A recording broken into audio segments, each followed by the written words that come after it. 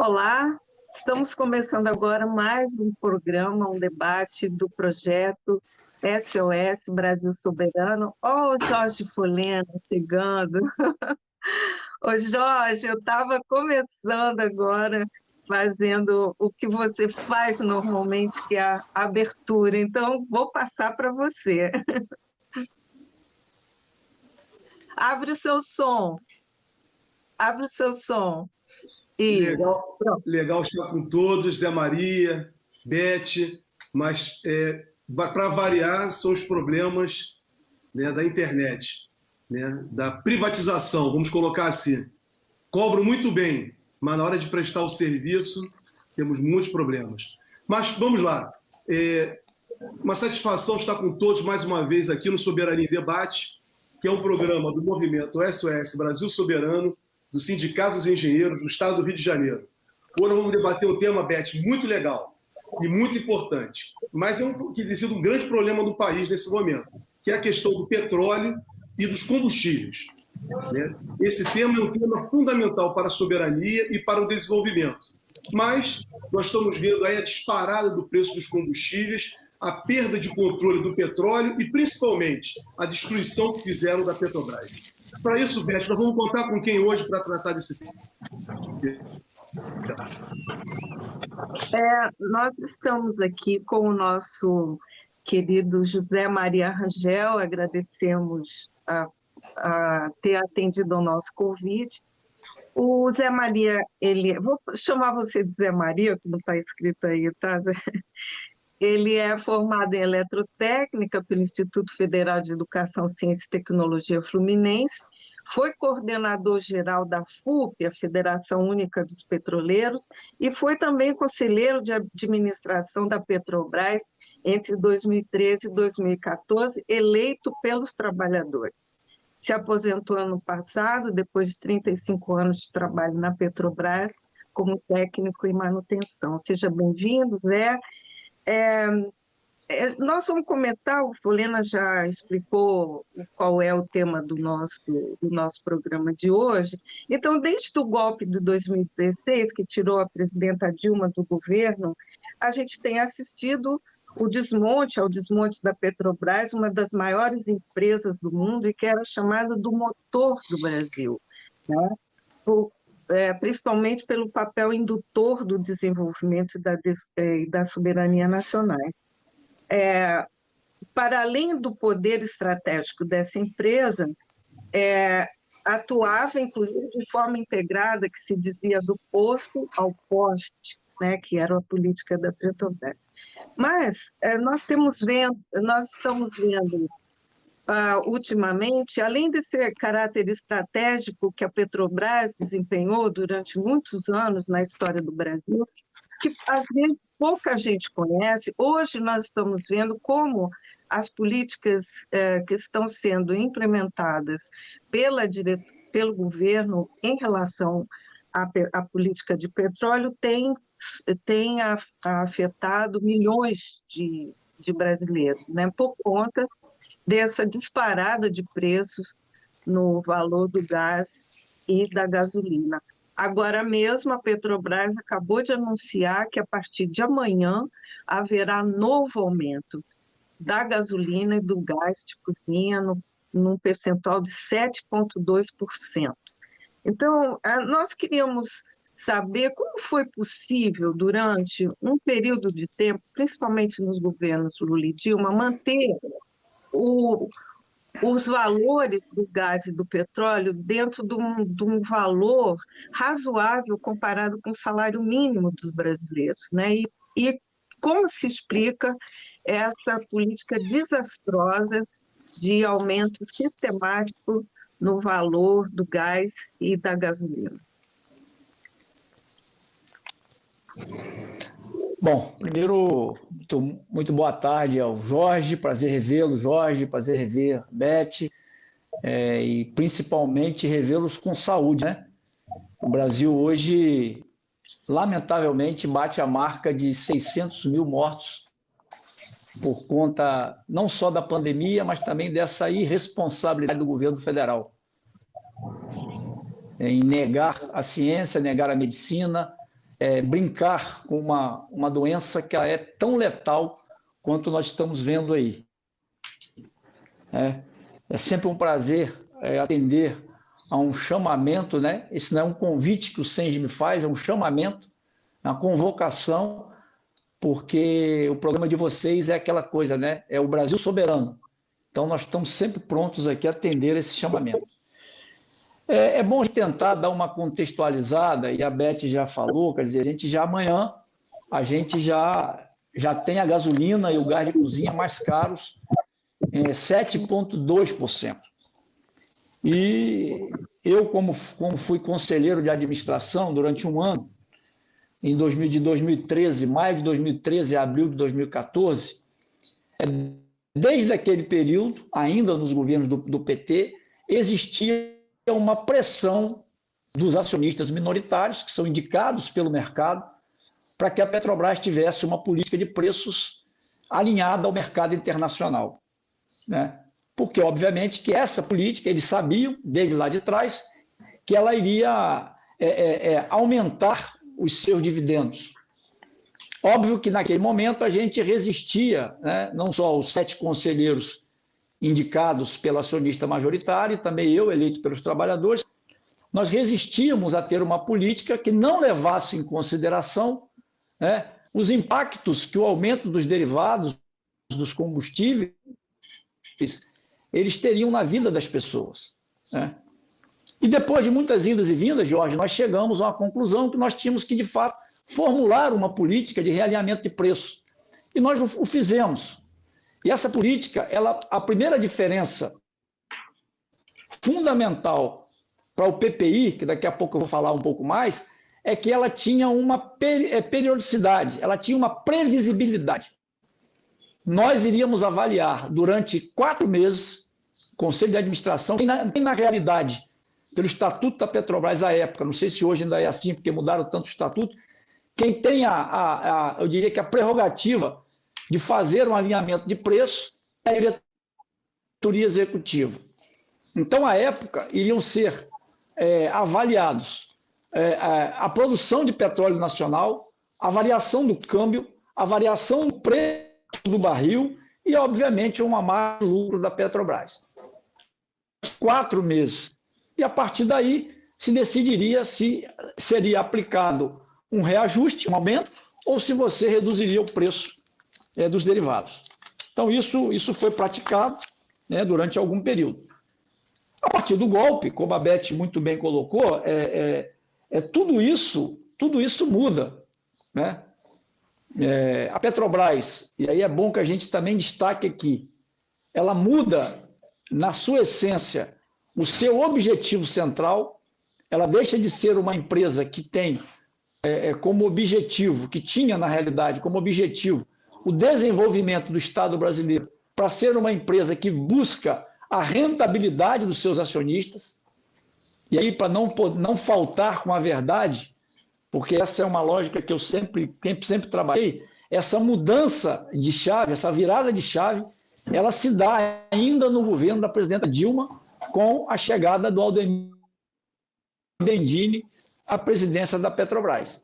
Então, essa virada de chave ela já acontece ali, e dado o golpe, com o Michel Temer assumindo a presidência da República de uma maneira ilegítima, alçando Pedro Parente a presidente da Petrobras, ele, em outubro de 2016, ele lança o famoso PPI, né, que é a paridade de preços internacionais, que leva em consideração a variação internacional do barril do petróleo, a cotação do dólar, o custo de transporte e também a margem de lucro da Petrobras, né? À época, Jorge, nós avisamos, eu ainda era o coordenador da FUP, que essa política ela traria sérios prejuízos para a sociedade brasileira, principalmente para a população. Uhum. Quando a Beth fala que nós estamos com uma inflação de 10%, né, o principal agente para que essa inflação suba é o preço dos derivados. E que arrasta com ele o preço, por exemplo, dos alimentos.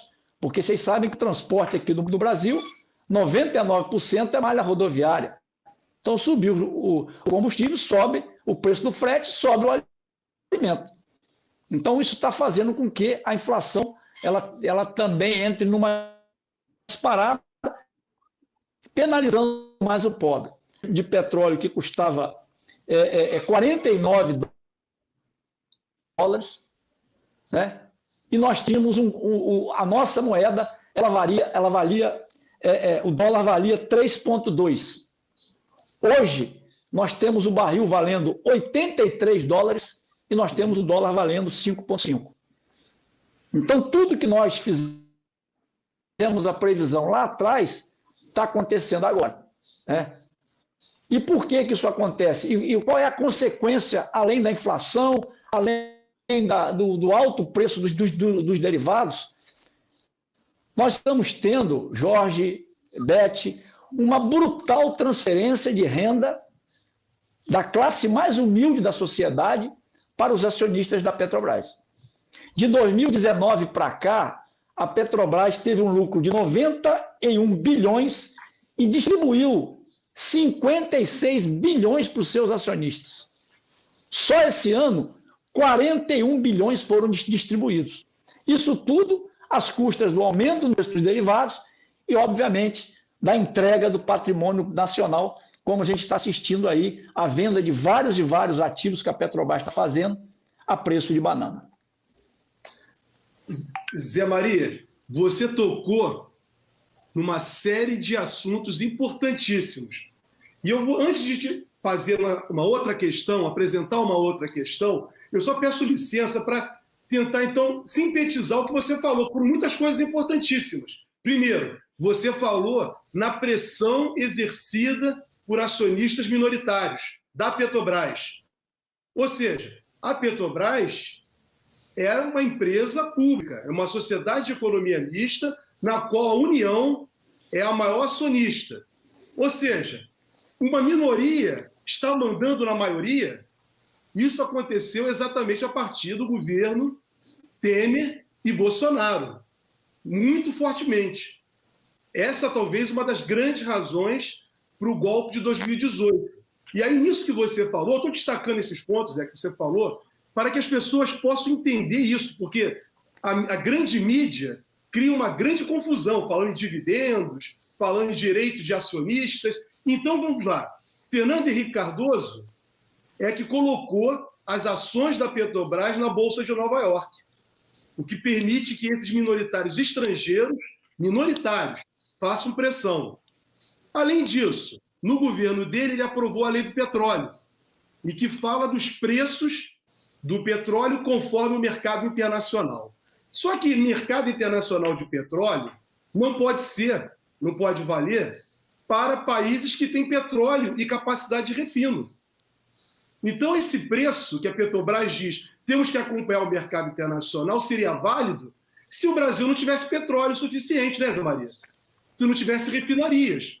Então, eles, na verdade, como você bem colocou, estão expropriando o Brasil e o povo brasileiro para pagar 41 bilhões de dólares ou reais, Zé Maria, que pagaram de ações para os minoritários esse ano. Foi 41 bilhões?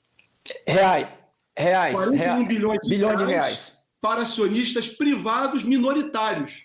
Ou seja, a União está entregando seu patrimônio para gente que nada tem a ver com o compromisso do povo brasileiro. Zé, me desculpa eu fazer me alongar, mas eu estou fazendo uma síntese do que você falou, que foi tão importante, e a gente precisa repisar o tempo inteiro isso. Mas o que eu queria colocar para você agora, um tema que nós, ano passado, tivemos a oportunidade de estar com você aqui no Soberania em Debate para tratar 2 vezes, que é a Lava Jato. Eu queria que você falasse um pouquinho para a gente dos males que a Operação Lava Jato e o juiz Sérgio Moro causaram à Petrobras. Para hoje a gasolina está tão alta o preço dela.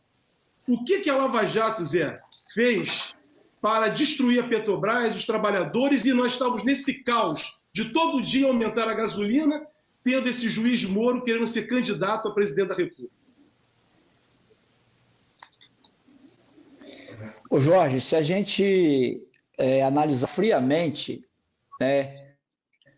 Tudo começa com a Lava Jato.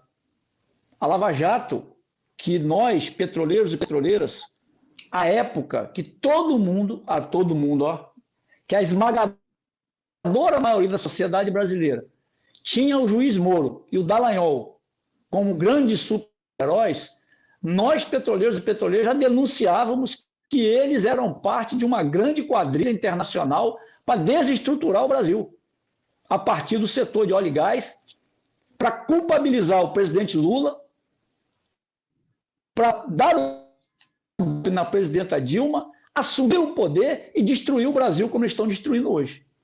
Então, a Lava Jato, ela eu diria que é a grande mentora de tudo isso. O Moro e o Dallagnol, eles têm que ser presos por tudo isso que eles estão causando. É uma destruição de mais de 4 milhões de empregos. É o Brasil deixando de investir 176 bilhões de reais. E aí, quando a gente volta no preço dos combustíveis, veja bem, quem é que está ganhando dinheiro com isso? Os acionistas, né? Os grandes importadores, Jorge. O Brasil, antes do golpe, nós tínhamos 42 importadores de derivado. Hoje nós temos mais de 200 importadores de derivado que fazem a farra aqui dentro do Brasil. Você falou na lei 9478, a lei 9478, ela coloca que a Petrobras é responsável por abastecer o mercado interno. E o que a Petrobras faz na mão desses vagabundos que estão aí? Desculpe o termo. Ela simplesmente reduz a sua capacidade, propositalmente, reduz a sua capacidade de processamento nas refinarias. Nós que já operamos as nossas refinarias a quase 98%, a Petrobras, de maneira proposital, reduz a nossa capacidade de refino, o Brasil aumenta a importação, né? E aumentando a importação, ela tem que dar garantia aos importadores que aqui ela vai praticar o preço internacional. Por isso que a gente salta de um combustível que era R$ 2,98 a gasolina, um botijão de gás de 44, para um botijão de gás a mais de 100 e a gasolina beirando a 7. Porque tem que se dar a esses importadores e também aos pretensos compradores das refinarias que estão à venda da Petrobras, que são 8 refinarias que a Petrobras quer vender, tem que dar a eles a garantia de que aqui vai ser praticado preços internacionais, para que eles possam ter lucro em cima de lucro. Aprofundar um tema que você falou com muita propriedade, o Brasil não precisa ter paridade de preço internacional. Quem precisa ter? Por exemplo, o Japão, que não produz nada, a Coreia do Sul, que não produz nada. O Brasil não precisa. Nós temos aqui no Brasil, Beth, o nosso número de produção, o nosso consumo interno e a nossa capacidade de refino, números muito parecidos. Então, o Brasil não precisa ter paridade de preço internacional. A gente pode praticar uma política aqui que seja mais benéfica à população por tudo que nós sabemos, que eu sei, vocês sabem, e aqueles que nos assistem também, nós sabemos, apesar de não ser oficial, mas que, por exemplo, o botijão de gás faz parte da cesta básica da população. Uhum. Nós sabemos o quanto a gasolina pesa no custo de vida da população brasileira. Então, a paridade de preços internacionais, ela é extremamente desnecessária para a gente. Ela só favorece aos grandes acionistas, aos grandes especuladores que querem, eu diria que, assaltar o nosso país. Voltando para a Lava Jato, o rastro de destruição que a Lava Jato deixa, isso fica mais claro a partir do processo de absolvição do presidente Lula, da suspeição do Moro, da operação spoofing, que consegue vazar diálogos, né? O rastro dela é algo assim que nós temos números, 4 milhões de empregos, 176 bilhões de investimentos que deixaram de ser feitos. Agora, São números que nós não temos acesso. Quanto custa, por exemplo, o que eles fizeram de destruir todas as grandes construtoras do país? Quanto custa o que eles destruíram da imagem do nosso país, da autoestima do povo brasileiro e da população brasileira? Quanto custa eles, a Lava Jato, que foi a principal responsável por a ascensão do fascismo no país? Foi a Operação Lava Jato. Porque se eles não prendem o Lula era o presidente da República. E com certeza nós não estaríamos vivendo essa penúria que estamos vivendo aí, com esse rastro de destruição, esse rastro eu diria que de falta de respeito, de ódio, e que o Brasil tem vivendo, o Brasil voltando a ter pessoas em miséria extrema, o Brasil voltando a ter desemprego na casa dos 15%, a renda do brasileiro, da brasileira caindo a cada dia que passa. O nosso país, Beth, você sabe muito bem disso, o país não tem projeto para nada. Não tem um projeto. Qual o projeto do nosso país? Ninguém sabe, porque não tem. Então esse é o Brasil, e a culpa, eu não tenho dúvida, é da Operação Lava Jato e daqueles que fizeram coro com a Lava Jato. Não podemos esquecer parte do Poder Judiciário, não podemos esquecer parte da imprensa, da mídia brasileira, nós não podemos esquecer parte do Poder Legislativo que apoiou esse golpe, que está aí, que apoiou esse presidente assassino que está aí. Então a gente não pode esquecer de tudo isso, né? E temos que continuar a partir de programas como o programa aqui, o Soberania em Debate. Nós, a cada dia que passa, eu diria que fortalecer, intensificar, amplificar essas denúncias que a gente vem sempre fazendo.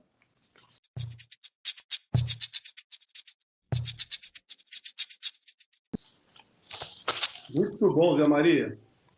Ficou assim, para mim, muito claro o que você está expondo, né? A ligação da Lava Jato com a destruição da Petrobras, com o aumento dos combustíveis, e tudo para favorecer acionistas estrangeiros, com o dinheiro da Petrobras indo para fazer acordo lá nos Estados Unidos. Isso é inacreditável. Quer dizer, é um atentado, Beth, constante contra a soberania nacional. Constante. Tudo, a causa disso tudo está nisso. A Lava Jato foi a arquitetura montada para atingir a soberania nacional e atingir políticos de viés popular, que defendem o povo. Estavam defendendo a população, estavam defendendo o desenvolvimento do Brasil, buscando justiça social num país que pudesse ser melhor para todos. Mas simplesmente, como o Zé Maria falou, destruíram e voltamos ao estado de miséria, com as pessoas tendo que comer osso, comprar osso para sobreviver. Então isso é terrível. Destruir o Brasil. Eu estou em profunda indignação. Beth, passo para você. Zé, hoje nós vimos também uma notícia terrível, que foi o corte de 92% do orçamento da ciência e tecnologia, e a gente sabe qual é o impacto que isso tem na soberania nacional, e se a gente faz um paralelo com o desenvolvimento da Petrobras, nós sabemos quanto de apoio, quanto do nosso suor, dos nossos impostos foram para a tecnologia e o desenvolvimento da Petrobras, que é praticamente única no mundo, né? Nós sabemos que ela atingiu um grau de desenvolvimento de prospecção, né, no fundo do mar, que poucos países têm. Isso foi fruto de muito investimento em ciência e tecnologia e em políticas públicas, né? E mais que isso, nós estamos vendo esse debate da reforma administrativa, né, a tentativa de mudar a nossa Constituição, né, com a PEC 32, para fazer uma mudança administrativa que vão impactar de forma bastante grande várias empresas públicas, né, que estão na mira da privatização desse governo, né, no sentido de permitir que o Estado se retire de áreas estratégicas da economia para permitir a tal da livre concorrência, né? E nós sabemos que os petroleiros estão na linha de frente, junto com outros trabalhadores dos Correios, da Eletrobras, nessa defesa contra a reforma administrativa. Você pode explicar um pouco mais como que isso vai impactar principalmente esse setor estratégico que é o setor de gás e petróleo? Beth, a sua pergunta é bastante pertinente. A PEC 32, eu tenho dito que ela é a continuidade do desmonte do Estado brasileiro. Vamos voltar no tempo um pouquinho e nos lembrar da PEC do teto, e que nós já denunciávamos o que iria acontecer. O que era a PEC do teto? Para recordar a quem está nos assistindo. É o congelamento dos gastos públicos durante 20 anos. Durante 20 anos, nós teríamos apenas a reposição dos gastos públicos pela inflação. Não teria dinheiro novo para a saúde, para a educação, para a infraestrutura, nada disso, né? E eu pergunto, quem é que precisa de investimento público? É a população mais carente. É aquele irmão nosso que, inclusive, uma parte da esquerda, do campo progressista, cai na minha visão, né? Eu não sou o dono da verdade, mas cai no erro de chamar de vulnerável. É pobre. As pessoas entendem quando você fala pobre. A população humilde não sabe o que é vulnerável. Então nós temos que aprender a falar a língua do povo humilde. São as pessoas pobres que precisam de serviço público. São as pessoas pobres que precisam do servidor público. Quem mais precisa do professor, quem mais precisa do médico, quem mais precisa daqueles que estão sempre prontos ali a atendê-lo.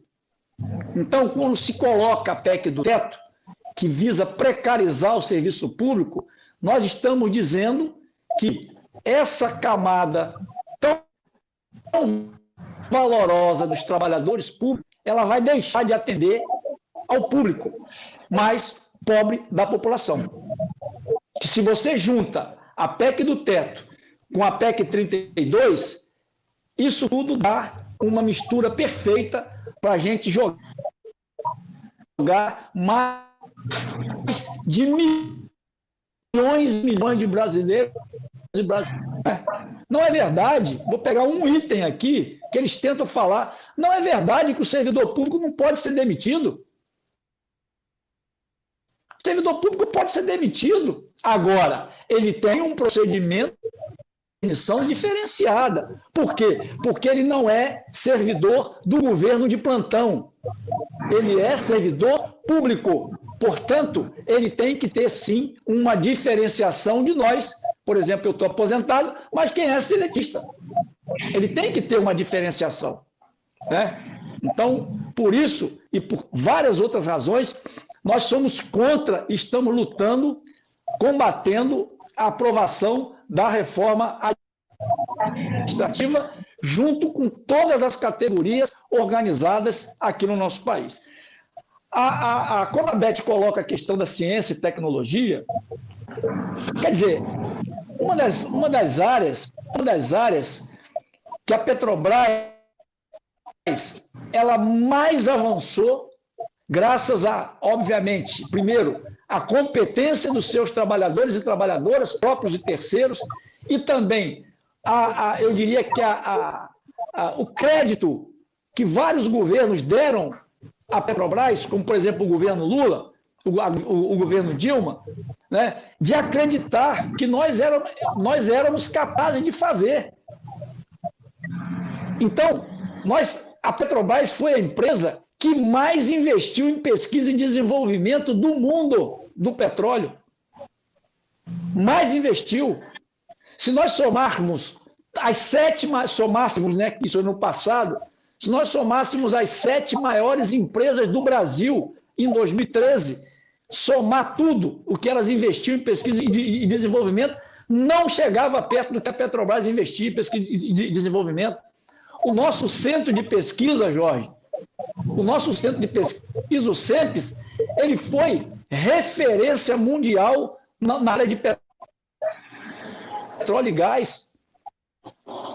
As parcerias que a Petrobras fazia, universidades públicas e privadas também, era algo fantástico, que fazia o quê? Fazia com que a nossa engenharia fosse valorizada. E fruto disso, o que a gente tem? Nós ultrapassamos, nós descobrimos o petróleo em terra, depois passamos a descobrir em águas rasas, águas profundas, águas ultraprofundas, até chegar no pré-sal. Quando nós descobrimos o pré-sal, você vai se lembrar, Jorge, que aquele mandrake do senador José Serra, ele dizia que nós não íamos ter competência para explorar no pré-sal. E o que a força de trabalho da Petrobras mostrou? Em menos de 7 anos, nós conseguimos botar muito óleo para fora, com todas as dificuldades, com uma camada geológica até então desconhecida do mundo todo. Aí, para a gente não ir muito longe, para ver como é que esses caras, como o capital internacional, eles gostam, desculpa o termo aqui, eles gostam de mamão com açúcar, né? Eles gostam de mamão com açúcar. O leilão que foi realizado ontem, que foi o maior fracasso até hoje de qualquer outro leilão, eles não vieram por quê? Ah, não, porque são áreas de alto risco exploratório. Nós vamos deixar mais lá para frente. Então os caras não querem ter trabalho de nada, não querem ter risco de nada. Os caras querem chegar aqui e pegar tudo pronto. E quem é que faz, deixa tudo isso pronto? É a Petrobras. É a Petrobras, que é uma empresa que tem a capacidade, como nós já chegamos a fazer, né, de investir no nosso país 330 milhões de reais todos os dias. Uma empresa que saiu de 2% de participação no PIB nacional para chegar a 13%. Uma empresa que, através dos vários investimentos, fez com que nós reaprendêssemos a fazer navios e plataformas, coisa que nós tínhamos esquecido, né? E movimentamos uma indústria, a indústria naval do nosso país, que até então estava sucateada. Então, o corte de gastos nessa área da Petrobras, na área de cultura, quanto que a Petrobras investiu em cultura era algo fantástico. A Petrobras acabou, Jorge, com o programa do Projeto Tamar, né? Acabou. A preservação de tartarugas. A Petrobras simplesmente acabou, né? E acabou por quê? Porque a política desse governo que está aí é destruição total, é entrega total do patrimônio público do nosso país, né? E nós, eu tenho muito orgulho, e tenho certeza que vocês também, porque o programa do SENGE sempre foi uma trincheira de luta em defesa da soberania nacional. Não existe, e aí quero que as pessoas que estão nos ouvindo tenham a certeza disso, não existe democracia sem soberania. E não existe soberania também sem democracia. A gente pegando essa máxima, a gente vai ver o quanto é importante a gente defender empresas como a Petrobras, como a Eletrobras, bancos públicos como o Banco do Brasil, Caixa Econômica, BNDES, que alavancam o desenvolvimento nacional. Bom, Zé Maria, foi muito bom você fazer esse destaque aí, né? Mas dizer o seguinte para os nossos internautas e telespectadores: esse tema do petróleo ele é fundamental na questão da soberania nacional. Só para lembrar, a Constituição de 1988, os constituintes originários de 87 e 88 fizeram questão de dizer que a Petrobras tinha o monopólio do petróleo. Por quê? Porque a luta do passado do povo brasileiro pelo petróleo é nosso. Não tem nada mais importante para simbolizar a soberania de um país, como foi no Brasil, a luta do petróleo é nosso. Da mesma forma que a energia também é nossa. Por isso eles destruíram a Petrobras, tentam destruí-la, e também agora querem fazer o mesmo com a Eletrobras, com todos os sistemas de eletricidade. Nós somos autossuficientes em petróleo e energia. Eles querem que isso vá para acionistas. privados, para especuladores. Por isso, Zé, não dá para não fazer um comentário a respeito do que você falou. E mais, você falou do Zé Serra. Quero lembrar que logo após o golpe de 2016, foi apresentado um projeto de lei que foi aprovado depois do golpe de 2016, sabe, Beth, que acabou com a partilha, com o processo de partilha do petróleo. Ou seja, a Petrobras tinha direito a 30% de exploração de todos os campos. Mas não é porque a Petrobras tem... É porque ela tinha capacidade, tecnologia, como o Zé Maria falou. Ela que tinha tecnologia para chegar a 7 mil metros. Então, essa era uma forma de compensar a Petrobras com 30% na partilha, né, na partilha. Ou seja, o Zé Serra apresentou um projeto de lei, colocou, por fim, a partilha que a Petrobras tinha direito dos 30%. Não foi isso, Zé Maria, que aconteceu? Olha, foi exatamente isso. E ele hoje está sumido, né? Ninguém escuta mais falar no senador José Serra. E ele foi eleito senador em 2014, né? E o primeiro projeto que ele apresenta como senador, depois de tomar posse em fevereiro de 2015, é o PLS 131 de 2015, que acabava com a lei de partilha. E por que a lei da partilha, Jorge, como você bem citou, ela era importante para nós? Ela era importante porque, primeiro, ela garantia a nossa soberania a partir do momento que a Petrobras era operadora única. A operadora única significava dizer o seguinte: ela vai operar aos interesses do Estado.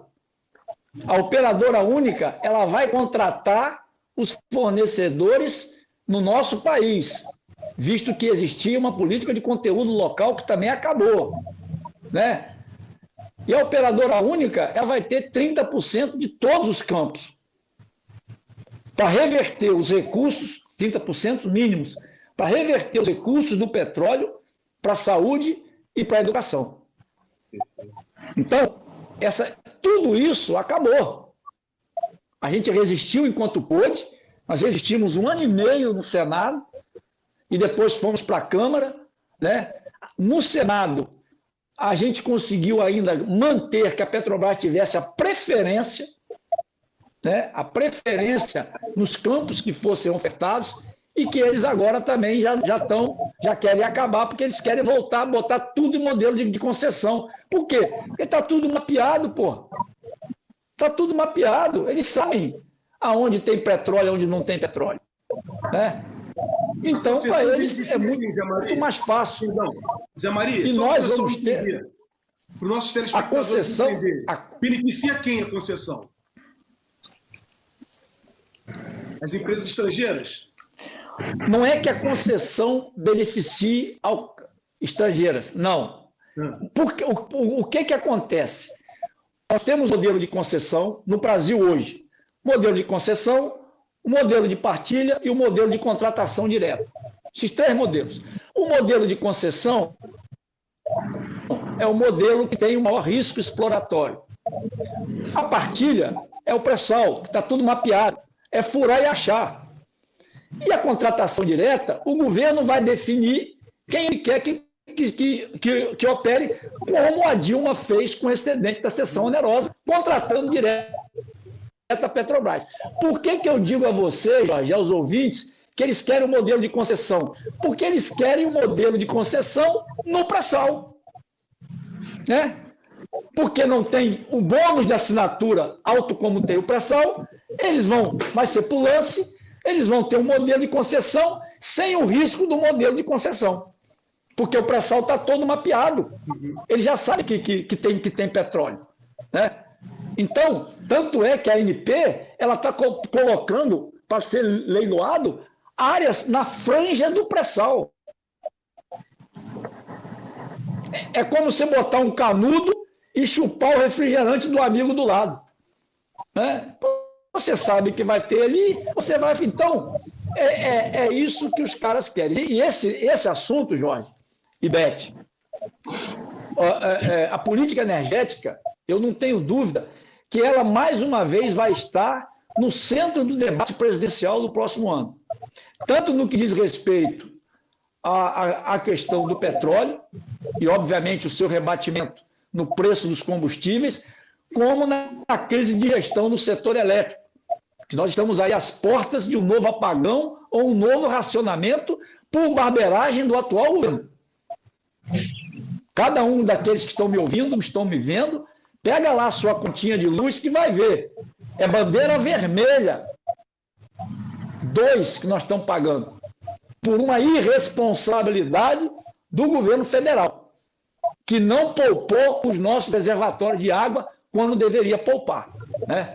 Então, esses temas vão ser temas centrais no debate eleitoral do próximo ano. Nossa, Muita informação, Beth. É muita informação. tanto assunto para falar, né? Valia, você vai ter que voltar aqui, Zé. Com certeza. Tinha tantas perguntas ainda para te fazer, rapaz. Mas é o seguinte, nós aqui no nosso programa, nós sempre... Ontem, os petroleiros estiveram com o presidente Lula e entregaram uma carta dos petroleiros com propostas, né? Nós até agora fizemos um diagnóstico do que foi o desmonte, qual é a situação da Petrobras hoje, né? Que isso tem prejudicado a democracia e a soberania brasileira, mas há um grupo de trabalhadores, e acho que a Federação Única dos Petroleiros está entre os trabalhadores que estão interessados em que isso possa ser revertido. Então, foi entregue um documento com alguns eixos para a retomada do modelo da Petrobras como indutor do desenvolvimento brasileiro, por tudo isso que você até já conversou que foi desmontado. Você podia dizer para todos os que estão aqui nos acompanhando por onde passa essa proposta de retomada do desenvolvimento e da soberania nacional a partir do desenvolvimento do setor de gás e petróleo e da própria Petrobras, né?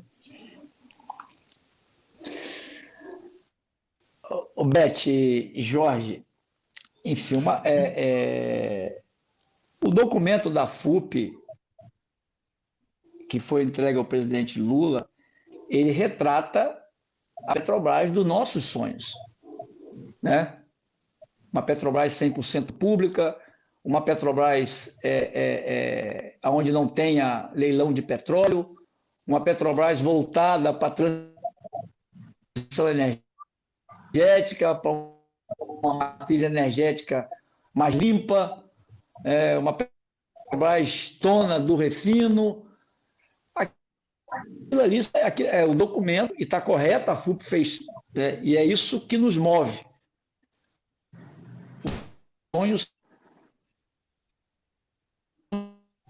nos movem. São eles que em 2000, e vou falar aqui porque ele tem falado isso em todas as palestras que ele tem feito. O meu grande amigo Sérgio Gabrielli, que foi o presidente da Petrobras, o presidente mais longevo da Petrobras, e que foi, eu diria que, um dos presidentes mais importantes da nossa empresa, ao lado do Zé Eduardo Dutra, né? Eu perguntei a ele em 2018, ele era um dos coordenadores da campanha da Dilma. E eu perguntei a ele, Gabriele, 2018, hein? Nós temos condição de voltar à Petrobras de 2010, 2011? E ele me respondeu assim, secamente, Zé Maria, é muito difícil. Porque o estrago que esses caras estão fazendo é muito difícil de reverter. De lá para cá, o estrago aumentou. Então, a gente reaver aqui a Petrobras de 2010, 2011, que tinha 13% na participação do PIB nacional, que investia em pesquisa, em desenvolvimento, em cultura, que tinha uma política de preço justo para os derivados, ela vai exigir de nós muito esforço. E eu tenho dito para quem me pergunta, vai depender, Jorge, qual o tamanho que nós vamos sair das urnas. Uhum. Eu tenho falado para as pessoas, não basta a gente eleger o Lula. Nós temos que eleger uma Câmara de Deputados e senadores comprometidos com o nosso projeto de desenvolvimento de país. Nós temos que entender isso, né?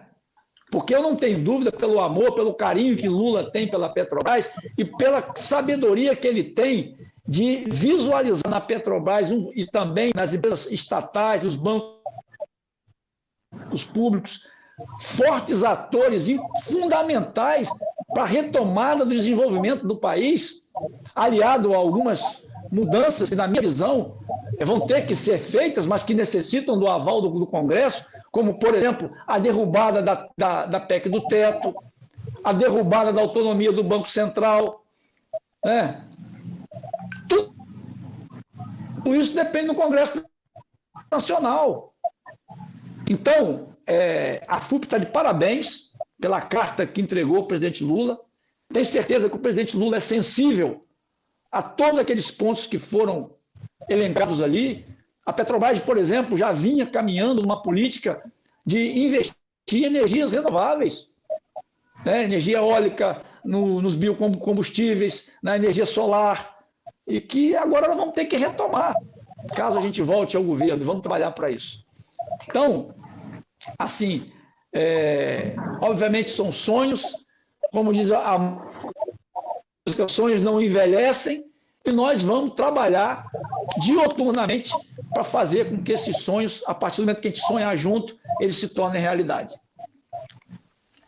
Zé Maria, nós temos ainda muito pouco tempo, né, para acabar o nosso programa. Esse tema, como todos viram, é um tema muito intenso, né? Soberania nacional flor da pele, né? Envolve paixões, envolve interesses, né, do país para o seu desenvolvimento e envolve a vida das pessoas. Então, nesse final, a gente sempre, a Beth sempre coloca assim, a gente sempre pede uma proposição para o futuro.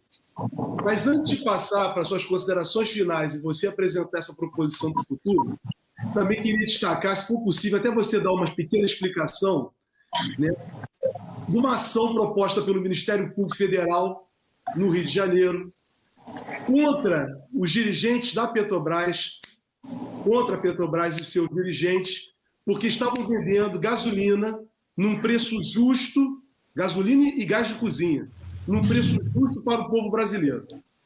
E agora que a gasolina aumenta todos os dias, o gás também, nós não vemos nenhuma ação tomada pelo Ministério Público Federal para processar os atuais dirigentes da Petrobras que dizem não podemos fazer nada para favorecer o povo brasileiro.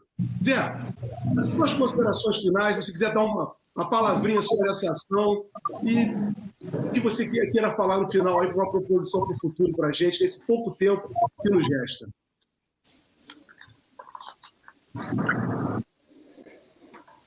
Bom, essa ação do Ministério Público, eu, inclusive, sou um dos acusados pelo Ministério Público, porque à época eu era conselheiro de administração, e eles querem me tornar inelegível por 8 anos, multa de 500 milhões, uma série de outras, eu diria, penalidades, por conta de nós, como você falou, temos aprovado uma política no realinhamento do preço dos combustíveis, que ela fosse mais justa, que ela fosse, eu diria que previsível, e que as pessoas efetivamente pudessem ter ali o seu botijão de gás, pudessem colocar a sua gasolina no carro. Assim, Jorge, mesmo com essa política de preço, a Petrobras, sem precisar doar os ativos, como ela está doando hoje, sem precisar vender combustível a preços exorbitantes, como está vendendo hoje, mesmo naquela época apresentava lucro de 35 bilhões. Os acionistas tinham retorno, né? Então é mentira dizer que eles não tinham dinheiro. O que está acontecendo no Brasil, e é importante que as pessoas que nos assistem elas tenham muito claro isso, nós estamos vivendo a luta de classe. A luta de classe, onde a classe dominante quer massacrar a todos nós, trabalhadores e trabalhadores. Como diz o Mino Carta, é a Casa Grande querendo sufocar a senzala. E se a gente não entender disso, a nossa participação no processo eleitoral de 2022, ela vai ficar comprometida. E quando eu falo participação eleitoral, Beth e Jorge, eu não estou falando para esperar chegar lá, não. Nós temos que fazer essa participação efetiva desde hoje. Conversar com as pessoas, convencer as pessoas, porque essa eleição vai ser decisiva para as nossas vidas. É importante que as pessoas saibam disso. Não vamos achar, obviamente, que todos nós, um momento de ascensão do bolsonarismo, um momento em que as pesquisas apontavam a aprovação desse governo assassino que está aí 50%. Quando a gente consegue se transportar para o dia de hoje, o momento é muito melhor. Nós saímos das cordas, o Lula está solto, o Lula é líder em todas as pesquisas, a aprovação do Bolsonaro cai, mas isso não nos dá garantia de vitória, porque nós estamos enfrentando o fascismo. Nós estamos enfrentando um grupo daqui de dentro e de lá de fora que quer assaltar o nosso país. Então isso vai exigir de todos nós muita sola de sapato, gastar muita sola de sapato, gastar muita conversa, atuar nas redes, atuar em todos os espaços que a gente puder para convencer aquela parcela da população que quer ser convencida. Porque tem uma parcela da população que esquece. Essa parcela é uma parcela de fascistas que sempre existiu no nosso meio, mas que estava escondida, envergonhada. E que hoje vem nesse troço que está aí o seu grande mito. Então esse povo esquece. Vamos trabalhar com aquelas pessoas que ainda estão suscetíveis a buscar, como eu, como você, Jorge, como a Beth, como muitos daqueles que nos assistem, um Brasil melhor, um Brasil com oportunidade para todos e todas, um Brasil onde as pessoas possam voltar a ser felizes de novo. Muito obrigado, Jorge, muito obrigado, Beth, muito obrigado aí a Lídia, o Felipe, que estão sempre prontos a nos atender, né? E com muito carinho, né? Um abraço muito grande para o meu amigo Olímpio, né? Essa pandemia nos deu uma afastada, mas se Deus quiser e Deus vai querer, que mais rápido possível a gente possa se encontrar de novo. E aí, Beth? Muito obrigado, Zé Maria. Bom, recado está dado, recado recebido, o recado maravilhoso. Muito obrigada, Zé, muito obrigada mesmo pela sua participação. Espero que quem nos assista também tenha gostado desse programa com informações tão importantes para a soberania e democracia do nosso país. E nós agradecemos, então, a participação de todos, agradecendo novamente ao Zé Maria pelo seu trabalho, pelo seu empenho, pela sua militância. Nós precisamos de pessoas assim como você, cada vez mais. Jorge, obrigada. Obrigada a quem nos acompanha até agora, e nós voltamos semana que vem com um novo debate sobre o nosso tema, soberania e democracia e desenvolvimento, né, Jorge? Isso aí. Muito obrigado, Zé Maria, muito obrigado a todos. Tchau, tchau. Obrigado mesmo.